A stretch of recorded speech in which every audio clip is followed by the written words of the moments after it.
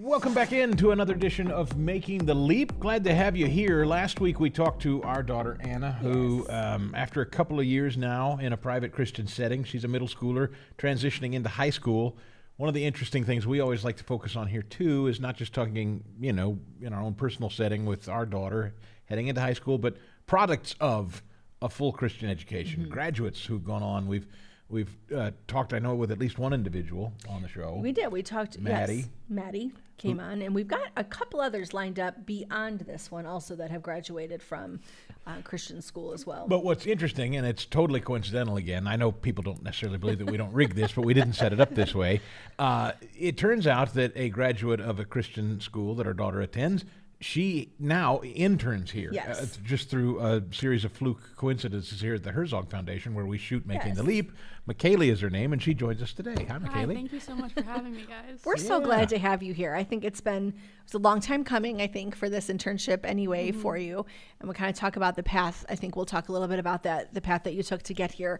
But I love, that is what I think has been, that strikes me the most through all this, are like the crazy interchanges, the intertwining of all these pieces that I'm sure people think are contrived. Well, you can see God at and work they're on not. it. That's Yep. exactly right. God is in all of this all the time, and it blows my mind on a regular basis. So we talked last week with our daughter about, leaving public school, entering Christian school. Now she's entering high school. And I'll ask you with rearview mirror experience. I said, do you look at public school and, miss it, or you think you might miss it? And she says, yeah, there's some things that look fun or things that look interesting. And I said to her, I suspect when it's all said and done, that stuff that you think you're missing or looks interesting, it probably won't amount to a hill of beans, is my guess. You're sitting in the seat, you tell me. Well, whenever I was in elementary school and middle school, I went to public school as well. So, but I will say that going to the Christian school that I graduated from, the difference is insane, not only in like the content of the education that you get, because they challenge you so much more, but also the personal relationship that you're able to get with your educators. Because I know whenever Maddie comes on, she talks about how she still goes and gets coffee with her teachers, and I can attest that is so true. I still get coffee with some of my teachers. I love that. That's cool. My mom teaches at the school, so whenever I go visit her, I just run into all my high school teachers and I chat with them, catch up with them, and they're just the best people. So When did That's your so mother cool. your mother teaches there, and but you didn't start in a Christian setting? So in elementary school, I went to a Christian school, and Okay. then at the end of elementary school and middle school, we went away from that and just were in different public schools, and then I went Okay. back to high school at a Christian school. Interesting. Okay. In it, Yes. went back to public, came back to Christian. Okay. So Yes. talk about if you remember it, maybe you were pretty young. Do you remember leaving Christian school and going back to public? Do you remember that? A little bit. I just remember I was terrified because the elementary school that I left, I had been there for 5 years, and my mom was a teacher there too. So I was super close with, like all of my classmates, upperclassmen, lowerclassmen. The teachers just had great relationships.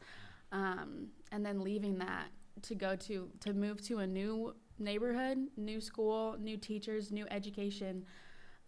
I do remember that I felt like I was way ahead of everyone in my class because I felt like the Christian school that I came from just challenged me more. Okay. And then I just remember, switching between different public schools before going back into high school. Again, I just felt like, I don't know, I felt like there was just something missing, and it was probably just the relationships with people.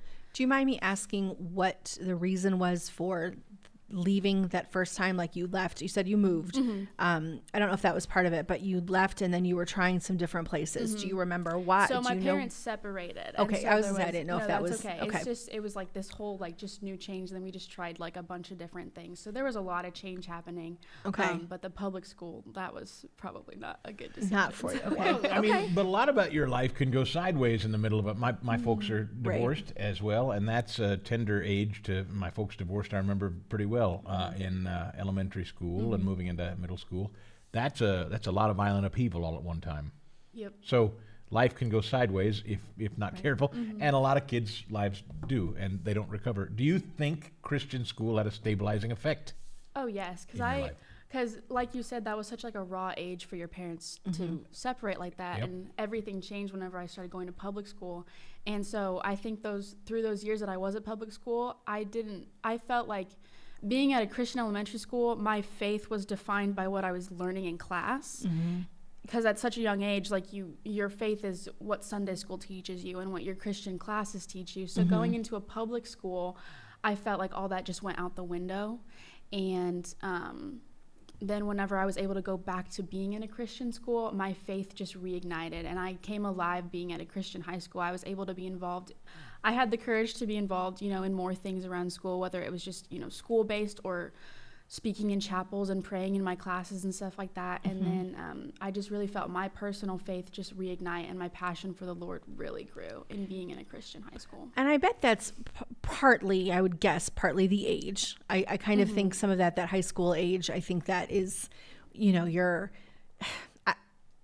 think sometimes it can be a detriment, but I think you're heading out into the world soon. Like, you're kind of getting that message, which I think probably can be tempered a little bit, but you're like, I got to find this out and figure this out. But I also think that says a lot about the teachers and the administration and the leaders that you were around. I know, I know some of the people that you've been around, and I think that has to play into it in a huge way, that allow you to form connections that probably are not necessarily going to get formed for every kid. I feel like every kid has that opportunity in a smaller school, in a smaller setting. They may not take advantage of it, but it sounds like you did. And I think that's a big deal. Your story is an interesting one because for people that assume, I think people assume a lot. If they're not in a private Christian school setting, they assume a lot. They assume everybody's college bound, and it's they know exactly what they're going to do, and they've got their story written. Yours is clearly not that. I mean, I've just known a little bit about you since we've started working together here. Talk about your trajectory. You entered into a school that maybe a lot of people don't even know about, and I just learned about, frankly, as a lifelong Missourian. I didn't even know about the College of the Ozarks. Yes. But you went there. Talk about that, first of all. Yeah, so I was enrolled. I was fully accepted for the spring semester, and then I was waitlisted for the fall because they're just such a popular school. They have to waitlist people all the time. And their deal is, just so everyone knows, Yes.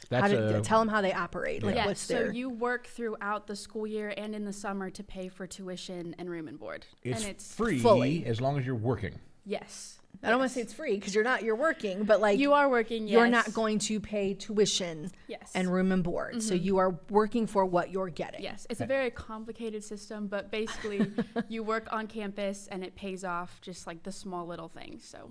And it's a Christian college. Yes, it is. So you would continue to attend chapel, or they're required? Yes, they had chapels every weekend, and you were required to go to, I think, 5 a semester, if I remember correctly. That's not a whole lot, though. That's actually interesting. You went to study political science, Yes. and unfortunately they stopped offering that. Had they continued with that, do you have every reason to think you would have stayed? I think so. They stopped. So since I was waitlisted, the final semester that they offered it was the one that I was waitlisted for. Okay. So I showed up in the semester that I was fully accepted, and they were like, "Oh, we just got rid of that." Oh gosh, So- that's got to be so hard. And so the whole last year while I was there, I stayed all year. I stayed from January up until December because I did the summer work program where you pay off room and board. And just that whole year, I just kept switching between majors, trying to just find different things that I had a passion for. But I really knew deep down what I wanted to study, and I knew what I wanted to do. And so when it came to the final decision to leave, it was really hard. And even the following months, whenever I was here and I was still trying to figure it out, it was really hard. So you thought initially 4-year school, like I'm headed down, this is my path. And I think, as we know, life happens, right? That's not, it surprises me that there wouldn't be a political science. Like, that's not an uncommon major, I don't feel like. So that is a surprise to me to hear. But I feel like when we're given these curveballs, you can, I think, believe that that's just life, or you can believe like, okay, I'm on a path that God has set for me. It's not my path, it's God's path. And I think, so now where are you at? Well, which brings us to the present. Right. You aren't enrolled in any formal school at the moment. You're interning here at the Herzog Foundation. Do you think you would return to a college setting or no? I mean, it's on my radar, I really feel like, but I feel like the Herzog Foundation and being able to work here is opening doors for me and just like the experience that I'm gaining. So I feel like going back to school was not a complete necessity. It's still something that I would consider, but it's not, I don't feel stressed to have to figure that out right now. Which is huge. I think a lot of people need those avenues. I think internships, number one, provide so much hands-on and so much practical experience that I just don't think we have to keep telling all our 16, 17, 18-year-olds, you have to go here, you have to go to school, you have to have 4 years. I just don't think you've probably done more, I would say, or seen more and had more experience in just the short time here than you could have jumping from major to major to major where you couldn't even land on something, and if I had to guess. My parents were so, like throughout all of high school, they always told me, you don't have to go to college. They reiterated that so much because they didn't want me to feel pressure and everything. And also I always knew that if I did go to school, it would be my finances that would pay for it and everything. So that's why I feel like another reason they told me you don't have to, you can do other things. So whenever I chose to leave college, my parents were more than understanding about it, and that really helped as well. That's good. What about your time in high school? You kind of knew what you were interested in. What would you say, did you feel pressured from the school perspective to go on to a 4-year institution? Was that the idea? Oh, we're getting you all ready to go off to college, or was it a different focus? Not really. I didn't get that from there. I mean, all of my teachers, like, we had that personal relationship, so they knew what I was passionate about. They knew what all my classmates were passionate about, and they were just there to listen and support. And anytime that you needed a recommendation letter for a college or for a job or something like that, my teachers were always more than willing.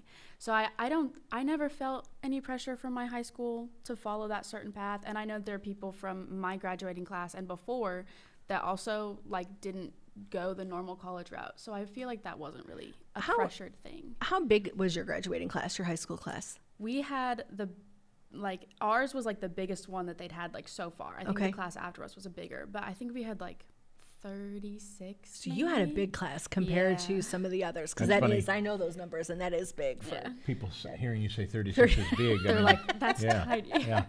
But it is, because the first class there was like 3 kids. So it definitely, so there's been some expansion. Did you see, if you even remember, sometimes kids aren't as in tune to it, and I don't know that I would have been as a 15 or 16-year-old. Did you see those numbers growing, elementary, middle school, high school? Did you see the increase, like, whoa, we got a lot of new faces coming in? Oh, yeah, definitely, because people would, like, in the middle of the school year come and shadow, and just our class and other classes and everything. Like, every few weeks there was a new face because people were shadowing. And then the school started, expanding and having the other locations, as you know. So they had like ones in Kearney and Liberty and everything. And now they're getting a new location, which I don't even know where it's at. It's always somewhere new. Right, different things, yeah. That school is always growing. Were you guys aware as students that you were growing, that new kids were coming in at a rapid clip, and were you aware of why? I mean, I feel like there were some people that I knew came in because mostly their parents wanted them in a Christian environment. I do remember in high school that was a common thing, where their parents didn't like the education or the environment that they were at in public school, and so they would put them in our school. So I know that was a common thing whenever I was in high school. And then I know of a lot of people that from my graduating class and other classes too, that they left for a little while, just like we did, my family did, and went to public school, and their parents were like, nope, this isn't it. So they came back. We've talked about that. I know, our daughter has said like, well, so-and-so's leaving. Like, it seems like that transition time, 8th grade to freshman year. And I said, I bet they are. I mean, we haven't seriously considered that, but we'll look like, she has friends, options. and I'm not picking on them, but she has friends that will be leaving her school to go to a different high school for the sports. For sports, that's a big, And I can't. And I do think one of them legitimately actually is amazing, and I think there are probably some pathways that will open, but maybe not all. But the thing I wanted to ask you is, I suspect there are people that are listening who think this is all, and this is what I've tried to dispel the myth about our decision, that it's all academic. Yes, it's more academically rigorous, but I suspect there are people that will hear your story and they'll go, well, okay, so now she's not in college. What's it all for? She could have done that just going to a public school, and you would say what? I think whenever it comes to the school that I graduated from, like Anna was talking about in your last episode, is that she's learned how the most simple things that she feels like she wouldn't have been able to experience in public school. And whenever she talked about how to properly shake hands, that is one thing that was just like steered into us at that school, because we had a principal at the time where every single school event he would go around and he would shake your hand. If you did it weekly, he'd be like, nope, we're doing it again. And so that's one thing, of course, that I'm going to carry with me always. But also is just being able to like build relationships with your advisors and your teachers and everything, because whether you go the college route or not, like the year that I did have a college, I knew how to build relationships with my professors and build relationships with people who were over me and my managers whenever I worked on campus and everything. And even now, whenever I work, here or at other jobs that I've had, I've really been able to learn how to build relationships with all different types of people. And whether it's older people or younger people, because another thing about the school is that you are around, younger children. It's a K through 12 school. And so I was able to interact with the elementary kids and the middle school kids and just learn how to be a mentor. And it's so nice to see younger generations like Anna, whenever she was in here last week, is that she, even as someone who's about to start high school, she's already being a mentor.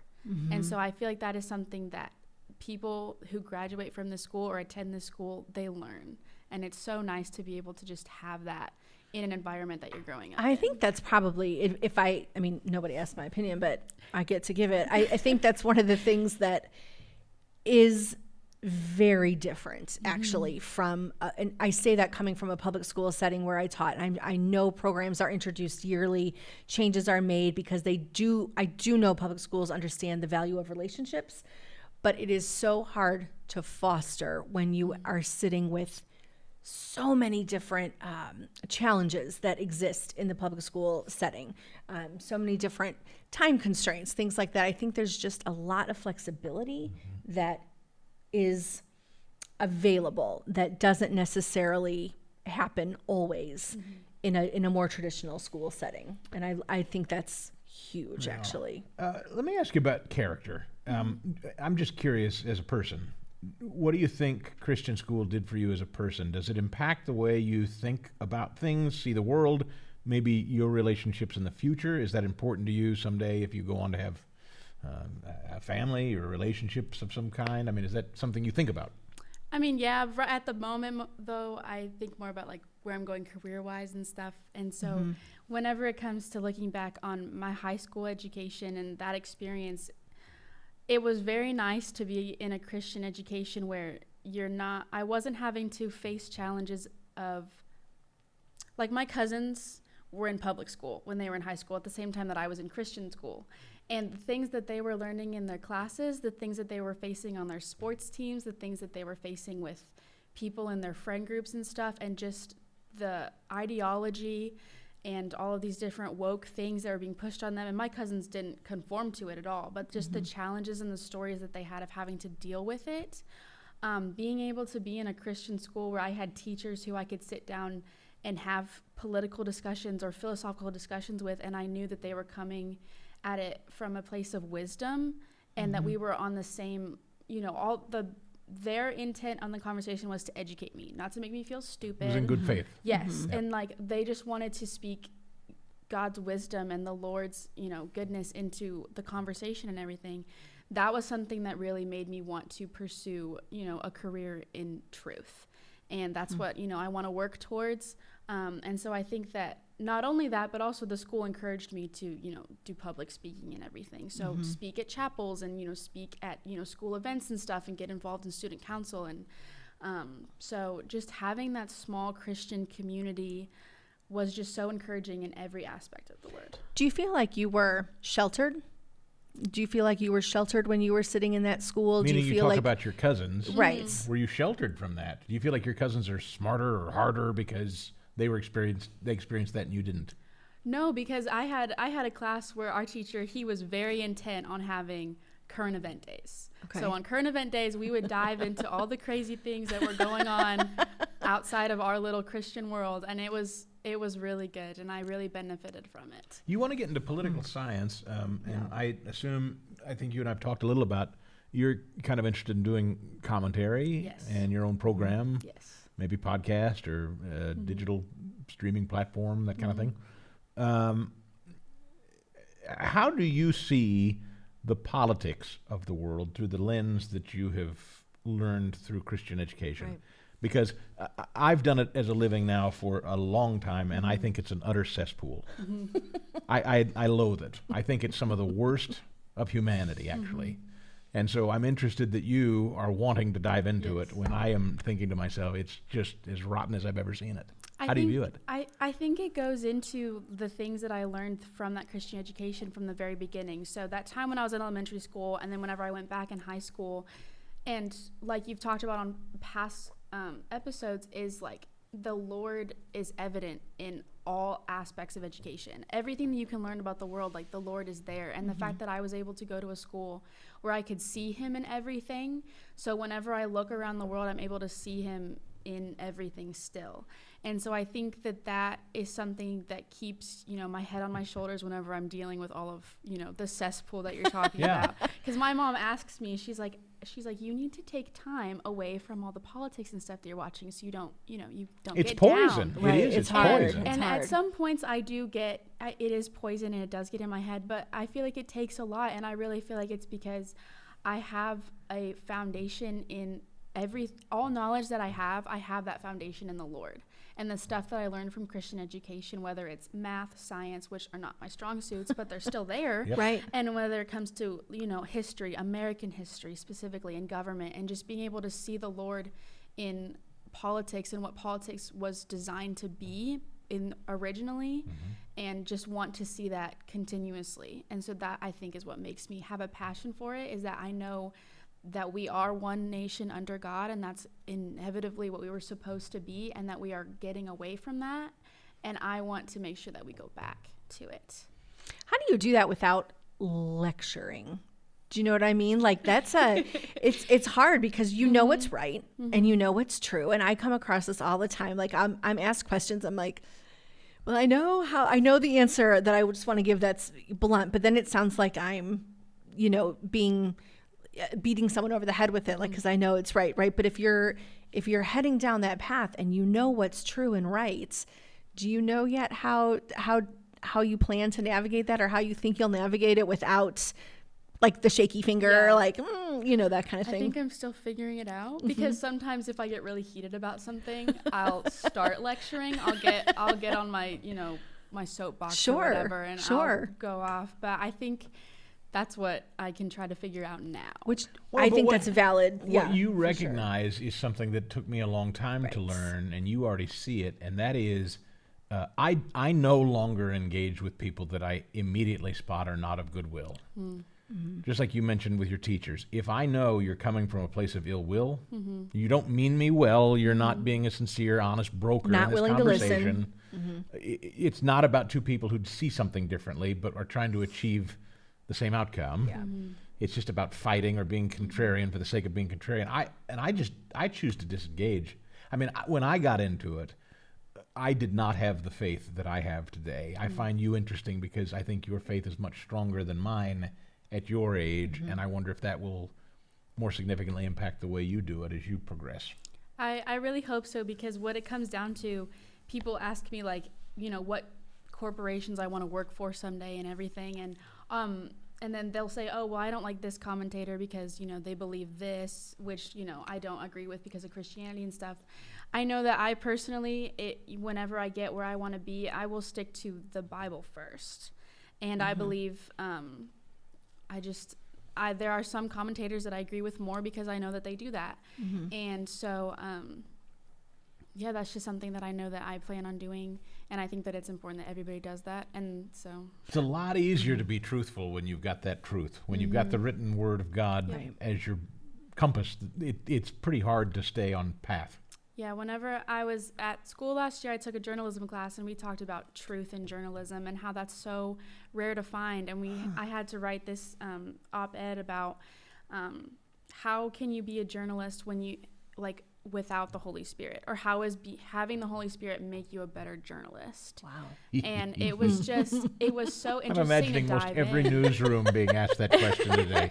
They'd catch It was- fire, I think. oh, yeah. They'd explode. It was just so interesting because I would dive into the biblical meaning of truth, and then what it is nowadays, and just how my professor, she would just talk about how she had such a different outlook on all the stories that she would cover because she had the Holy Spirit, and she had all these coworkers who didn't have that relationship with the Lord, and they would just get so down about all these different things that they would work on, these stories they would cover, and they would just ask her, they're like, how are you so calm? How do you have so much peace after we're covering something like this? And she would just say, the Holy Spirit. I have peace and truth. That's a very powerful statement. I think there's so much to be said about entering everything you do, knowing God is right there with you, knowing you have that truth, knowing you have a solid foundation. That has to make such a difference. It's made a difference in parenting when I've stopped first, prayed first, and then went into any situation. I think that's what you primarily have to do no matter what, and to know that you've learned it in an educational school setting. And I know everybody has different points of view on, homeschool, private school, pod school, Christian school, like whatever. They have all their different things. For you to be in a college setting and to have to write and focus on the Holy Spirit and how that impacts you as a journalist, that's a perfect example of what a biblical worldview is and does for education, and how that makes you think. But then think about, let's just take the transgender thing that's white hot in the cultural sphere today. You come from a background where you already perceive this, to your point, you perceive this differently because you know biblical truth, whereas we have heard people who I guarantee went through kind of the traditional K through 12 and then went on maybe to a 4-year university, and we did that. Yeah. And we were taught, hey, just be accepting, just be tolerant. Tolerance is good, tolerance is nice. Let everybody do their thing. And then it's so funny, this story, and you actually called my attention to this, a personality that we know of, just leave it at that, said something to the effect on social media, well, I was okay with Target and the LGBTQ stuff, you do you, but when they introduced Satan, that was when I drew my line. And she didn't hear herself, what she was saying. Right? Yeah. That's where I think you're different, I would presume. You understand? Those are one and the same. They're not different. Because if you look at it, pride is the core of evil. Well, that's right. Yes. And So you even know that. starting there is a Yes. problem. Yes. But I think Yeah. that traditional education path teaches as well. There's tolerant and kindness, but somebody shows up with horns and calls himself Satan. That's where Whoa. we Yeah. draw a Then we're line. I done. say, well, no, it's you learned that is my point.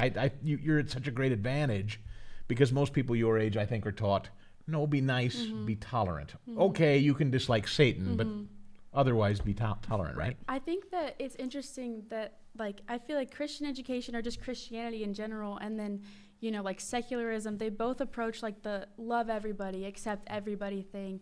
But it comes down to where the roots of that is. Because I feel like in Christianity, it's the Lord and it's Jesus and loving people and accepting people how Jesus does and how the Bible tells us to. But with secularism, it's whatever your heart feels. Yes. But we're told that the heart is deceitful. And so I feel like having that Christian education, I was able to see this is what the world tells you to do, and this is how the world tells you to treat others. But it's but if you look at it from how Jesus would, and you live every day trying to be like Jesus, then it's completely different. It's the same, but it's different. And So not smart. trusting that heart piece. Well, I don't know how such a long big ago it was, deal. 20 years ago, however long ago Oprah had a show. The first time I ever heard anyone utter the words "my truth," I remember Oprah, or at least the first time I ever heard it, Oprah Winfrey saying, "I'm living my truth." I want to punch That's something. something straight out of hell. But that's people say that now. It's what does that even mean, my truth, right? But Yeah. it's anyway.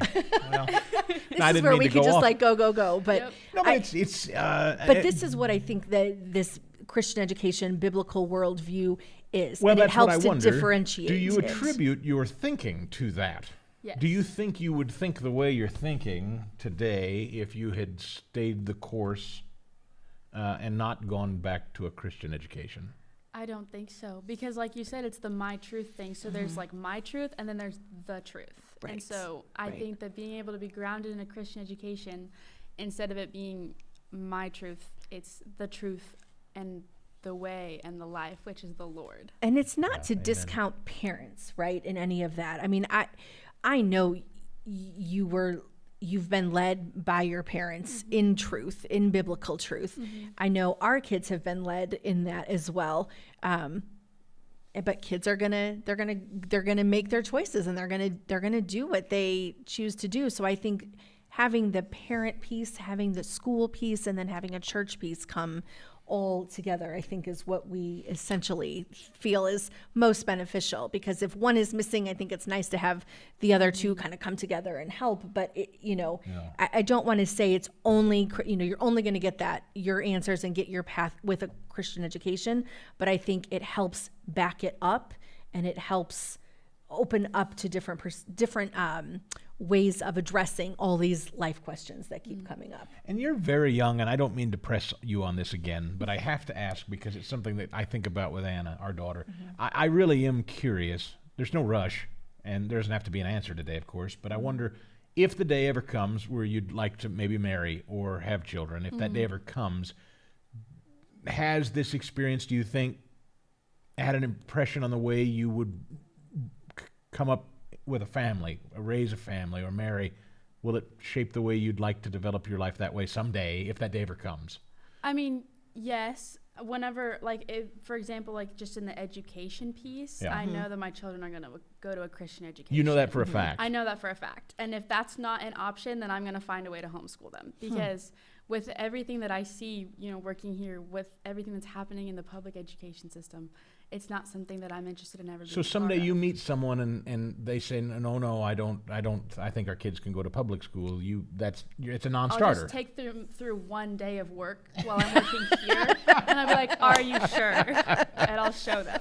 But it's a great point. But it's that thing. important to you Yes. that would be like a deal breaker in a relationship. We will bring up our kids in Christian school, or Yes. we're not going to work out. Because personally, how Christian education affected me, it benefited me so much. And I know that it benefited so many other people that I know. And even my brother, he made the personal choice. My parents told him he could choose to go to public school for high school if he wanted to. He went for 1 year, and then he was like, I can't. So he went back to private. Wow. Okay. And so I feel like whenever my kids maybe, get into high school age, I'll be like, if you want to, but, if you come home and you're, spitting out some weird ideology that I don't agree with, I'm taking you out of public school. Right. But I do think it's important to give kids, whenever they're older, the option. Yeah. But also, if they are, off at a public school or off at, a school that doesn't have a Christian base, if that's stuff that you really want to be filtered into your children, you have to have that very strong Christian, atmosphere at home and at church. And be honest, is there anything about public school that you feel you missed when you look back on it? You can be honest, sincerely. Is there anything about it you go, oh gosh, I wished I'd had that, or I missed that, or is there anything? I mean, I felt like public school got to do really fun events, but I feel like they were more fun just because there were so many people. Yeah. Okay.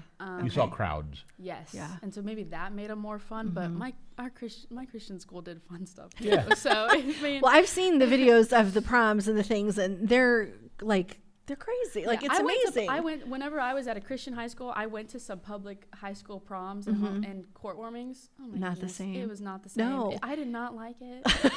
The music they played was not good. It's Our high interesting. school, they did High School Musical stuff. Right. That was what I loved that. They do some I think that's what I do like, is that there is a lot of creativity. I think I was saying a little bit of this earlier. There's room for creativity, and there's room for flexibility.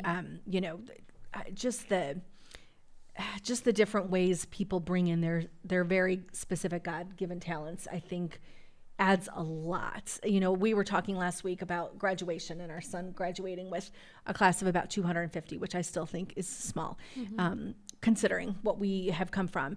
And I actually leaned back to her, or maybe it was to you. I think I leaned back to you, and I said, I'm just so excited because when she graduates, it's going to be 30 people max, and it is not going to be this, and it will feel personal, and it will feel more, intentional. And I loved our son's graduation. I loved how they did it.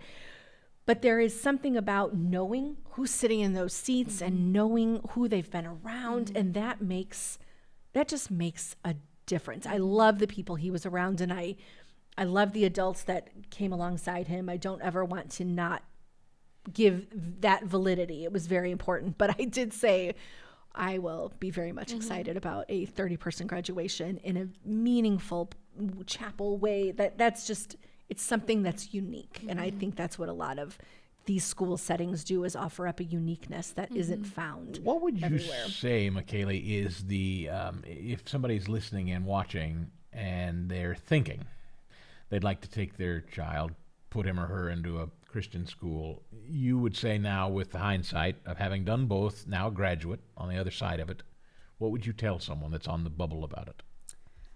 If they want their children to have strong mentors in their life, because whenever my parents separated, my mom, she prayed so hard for me to have mentors in my life that would help me through that part of my life whenever my parents separated, because it made things messy in our household.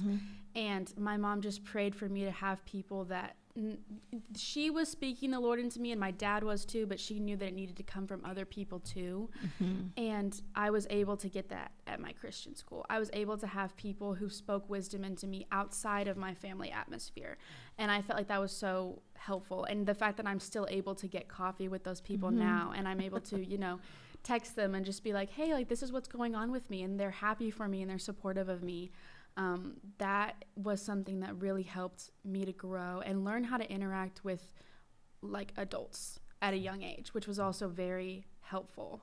So I think that was the biggest outtake that I took from that school and that Christian education, was having people outside of my family who are still there to speak godly wisdom into me and listen to me and be able to just, guide me in life outside of my family. Cool. I just think it's phenomenal. I really do marvel at how everything just kind of keeps coming full circle for us. If there are many lemons in the bunch that come out of these schools, I don't know them. I haven't met them. I'm sure they exist. I'm sure they do, there's but no perfection anywhere. No, nobody's perfect. But I mean, you see a poise in these younger people that are. It's light years different. It seems to me. But and it's without it being condescending, it's gratifying. I love that we are being given this opportunity to showcase this, I don't mean a condescending kid, a young adult, you're a kid, a young adult. Every time someone sees a Maddie or a Makaylee or even an Anna, like you live it better than we can talk about it. Right, so 100%. So we're so grateful that you were willing to take some time with us today. Good luck to you. So soon you'll have your own show someday. You'll have your own show. And I'll have you guys and you're going to have us on. Yeah, and then you're going to and we'll be old geriatrics. walking in with our canes and our false teeth, I'm sure. Well, good luck to you. Good. Thank you. We're excited to see where God takes you next. Thank you. I really appreciate I'm it. glad you're here. And if you have a comment about today, if you want to share thoughts, if you have guest ideas for us, if you want to join in on this conversation, we have a lot of different ways that you can do that. Email anytime for us is at hello@makingtheleappodcast.com. Facebook and Instagram are at Making the Leap Podcast, and Twitter is making_the_leap podcast. Any of those avenues will work. Anytime you want to download any of our episodes, go ahead and do so and leave us that 5-star review and a comment. Subscribe. All those things are very valid or super important, and offer us some validity, offer us some feedback on how we can better serve any of our audience as well. So and we will see you back here next week. Making the Leap is a podcast presentation courtesy of the Herzog Foundation. Please rate and comment on the show, as well as subscribe so you never miss an episode. And we'll see you next time on Making the Leap.